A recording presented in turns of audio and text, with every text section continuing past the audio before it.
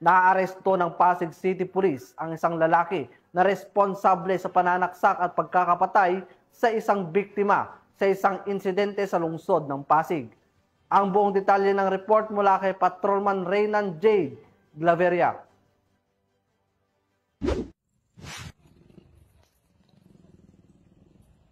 Naging matagumpay ang isinagawang follow-up operation ng mga tauhan ng Pasig City Police Station na nagresulta sa agarang pagka-aresto ng suspect na kinilalang si alias Nonoy, 18 anyos at residente ng Barangay San Isidro, Taytay, Rizal.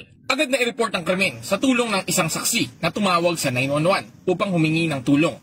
Rumesponde ang kapulisan ng Substation 7 Rosario, Pasig at nagsagawa ng initial investigation at backtracking ng mga CCTV footage malapit sa pinangyarihan ng krimen. Isang saksak sa leeg ang kinamatay ng biktima na ayon sa investigasyon ay dati na itong nakaalitan ng suspect dahil sa away pag-ibig.